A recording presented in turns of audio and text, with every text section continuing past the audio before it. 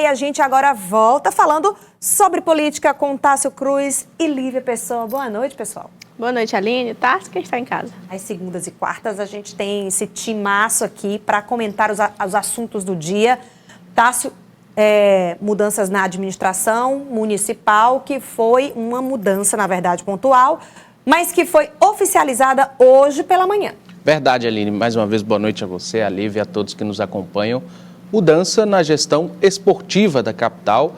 O vereador Zé Neto assumiu o comando da pasta após aquele imbróglio jurídico envolvendo a agora ex-secretária Sara Menezes e a Confederação Brasileira de Judô. Hoje, o prefeito oficializou e agora há pouco publicou no diário a nomeação. E a Lívia Pessoa foi quem esteve lá, Lívia. Como foi a movimentação hoje pela manhã? Isso, pela manhã teve uma solenidade com muitas autoridades, ali na presença do deputado federal Júlio César, deputado estadual Georgiano, assim como também a própria senadora Jussara Lima e vereadores da capital, muito prestigiado por colegas parlamentares e lideranças ali do esporte, inclusive a própria Sara Menezes, ex-secretária, presente também na solenidade. Vamos conferir então. Com a presença de líderes políticos do PSD, o vereador Zé Neto foi empossado como novo secretário de Esporte e Lazer da capital. O parlamentar assume a cadeira uma semana após o anúncio do prefeito Silvio Mendes e ocupará a vaga deixada pela judoca campeã olímpica Sara Menezes. Para o prefeito, a mudança não programada não prejudicará a evolução da pasta. Silvio agradeceu Sara Menezes e demonstrou apoio à decisão da esportista, que sai da CEMEL por uma incompatibilidade administrativa com a Confederação Brasileira de Judô. Trabalhar para Teresina. Foi o que a Sara fez, mas ela teve que tomar uma decisão que a Confederação Nacional de Judô impôs, escolher a prefeitura ou a confederação. E eu, claro que a decisão é dela e tem meu apoio, mas ela vai continuar junto, a equipe dela continua aqui trabalhando, o Expedito, o Raimundo e todos que ela conseguiu formar como equipe. Aqui na negociação nem barganha política. Para o novo secretário, o estádio Lindolfo Monteiro será a prioridade da CEMEL neste início de gestão. Zé Neto projetou ainda dificuldades orçamentárias em 2025. Ainda vamos ter conversa com o secretário de Planejamento Administrativo para a gente estar tomando o pé dos orçamentos, para a gente estar buscando essa parceria com deputados federais e deputados estaduais e priorizar aí o estádio Lindolfo Monteiro para que a segunda divisão, né, a Série B do Campeonato Piauiense possa acontecer lá a partir de agosto e retornar aí também o Copão Rural, as Olimpíadas nas escolas municipais para que Teresina possa ter o esporte de volta como já existiu anteriormente. Vai ser uma árdua tarefa, porque sem recursos ou com mínimo recurso, né, é difícil, porque precisa ter investimento para um setor que está bem sucateado. Verdade, Aline, e que é fundamental, né, para políticas sociais mais profundas no Piauí como um todo e em Teresina. Destaque, Aline, ele fala especificamente do estádio Lindolfo Monteiro. Algumas imagens viralizaram mês passado sobre o estado do estádio Lindolfo Monteiro, com um mato muito alto, praticamente abandonado. Então esse vai ser um grande desafio. Agora, quanto a recurso, ele se sustenta em uma parceria federal forte. O deputado federal Júlio César, a senadora Jussara, possuem trânsito, possuem capacidade de diálogo em Brasília de trazer recursos através dos ministérios, através de verbas federais, para tentar manter e, quem sabe, desenvolver políticas dentro da CEMEL. Sobre isso, inclusive, a gente precisa ressaltar que houve essa dança das cadeiras também na Câmara Municipal e um importante papel de um partido nessa distribuição, né? Isso, Aline. No papel, como você bem falou, o vereador Zé Neto ele é filiado ao MDB, mas seu grupo político é inteiramente PSDista, tanto é que no evento estiveram presentes figuras do PSD. Então, demonstra que ele é um fruto um pouco distante da fusão cruzada. Ele foi para o MDB por uma estratégia eleitoral, não necessariamente grupo político. E, consequentemente, por ser filiado ao MDB, a vereadora Terezinha Medeiros, que também é do MDB, assume lugar na Câmara e afirma que será da base do prefeito. Falando em prefeito, por conta dessa mudança, o prefeito Silvio Mendes ouviu-se muito sobre acordos políticos, o que ele negou veementemente e reafirmou uma parceria administrativa. Não necessariamente, o PSD do Júlio César já fez muito por Teresina. Não é nem reconhecimento do momento atual. É muito mais de gratidão do que ele já fez pela cidade. Essa parceria administrativa é o que ele fala sobre a presença do PSD agora dentro da prefeitura, na base aliada. Verdade, Aline. Também circulou muito pelas redes sociais recentemente críticas ao fato de Silvio Mendes estar escolhendo alguém que esteve aliado a Fábio Novo. Então, neste ponto aí, o prefeito é enfático, é claro, em rebater essas críticas, deixar claro que tem o perfil técnico também dentro dessa indicação. E um ponto interessante, Aline, é que se a gente se lembrar lá na eleição, quase que no dia seguinte à vitória de Silvio Mendes, o deputado federal Júlio César acompanhou o Silvio Mendes em Brasília, conseguiu resolver um problema grave da capital quanto ao coeficiente do FPM. Teresina poderia perder verbas milionárias, cerca de 500 milhões somente este ano. Então a bancada federal tem atuado para evitar que esses recursos sejam perdidos. Então essa parceria de Júlio César do PSD com o prefeito não é de agora, começa até mesmo pós-eleição. Então por isso o prefeito se preocupa muito em deixar claro essa dissociação entre 2026, entre eleição estadual e municipal. E na Câmara Municipal, a nova vereadora já toma posse amanhã. Isso, já toma posse amanhã, a Aline já inicia as atividades parlamentares. Terezinha Medeiros já tem experiência na casa e também já tem um bom trânsito com basicamente toda a base, todos aqueles que compõem a Câmara Municipal de Teresina. E que também reforça, voltando um pouco para o ponto do Tárcio, que essa distribuição de espaços, ela é negada de certa forma por Silvio Mendes, ela é descartada de forma de barganha política por Silvio Mendes, mas que é uma expectativa do Júlio César, do deputado federal, já que tem o ano de 2026 como um alvo muito firme para o Senado. Então, todo o apoio, principalmente da maior cidade do estado, é importante.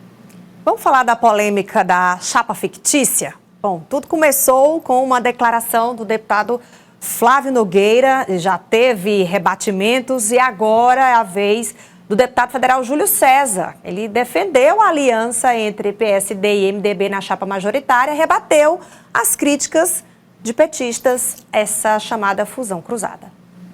Eu respeito muito a posição do Flávio.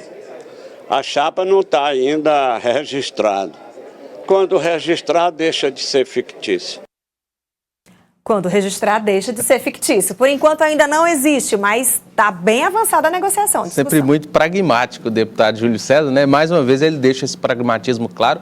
Eu até dizia semana passada, Aline, eu discordei à época do deputado Flávio Nogueira, que não é uma chapa fictícia, porque a gente tem os dois maiores partidos aliados ao governador, indicando, eventualmente, candidatos majoritários. Então, eu acho que de fictícia não tem muita coisa nessa chapa, não. Mas o deputado, ele é bem claro e é bem enfático ao defender a estratégia do PSD junto com o MDB. Os partidos, por exemplo, já fecharam questão em defender Temístocles Filho para se manter na vaga de vice. Então, de fictícia essa chapa só não tem, como o pragmatismo do deputado coloca, o registro, mas na articulação política ela é muito plausível, ela é muito provável e por isso o deputado defende a sua estratégia. Acho que muito pouco improvável que a gente não tenha MDB e PSD ao lado de Rafael Fonteles no ano que vem.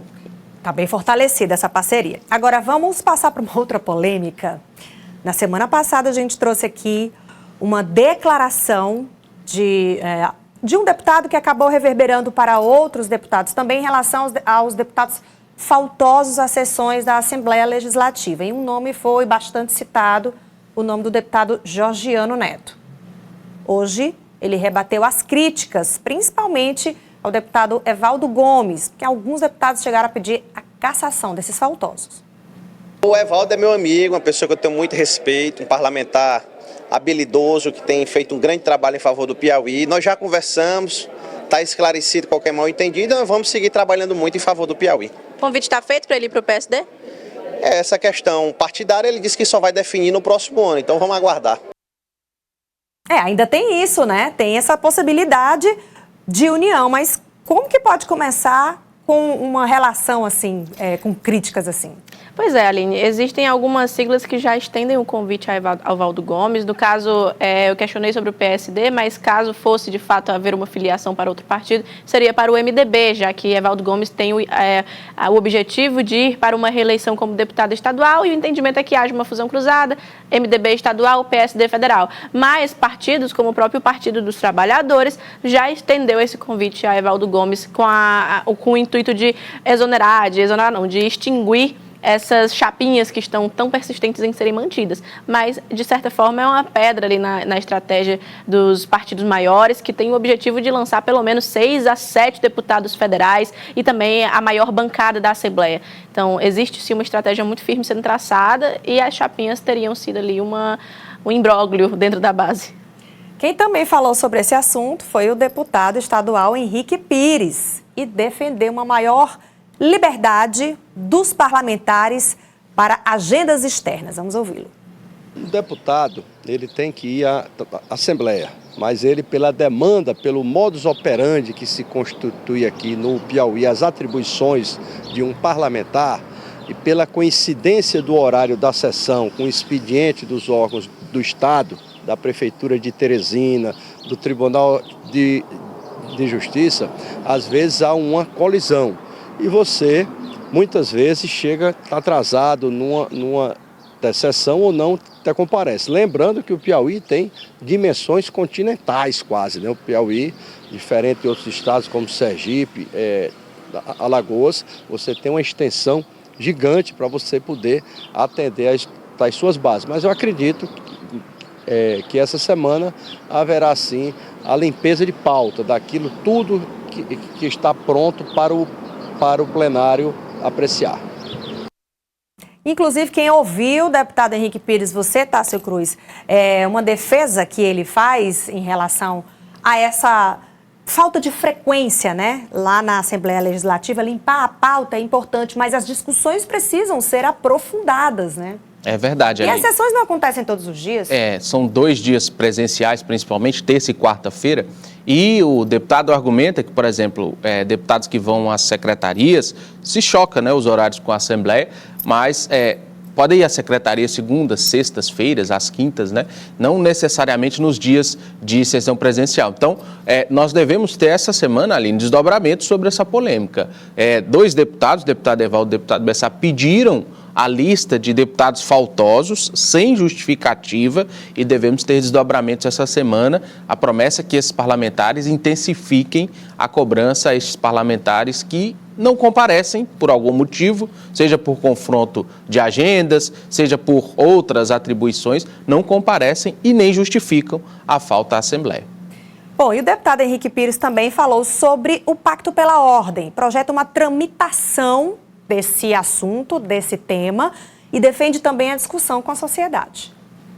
Nós vamos fazer uma audiência pública, quiçá fazer mais, podemos fazer até audiências setoriais, regionais. É um impacto muito grande na forma do combate ao crime, ao abuso. Então, precisa ter um debate profundo nisso.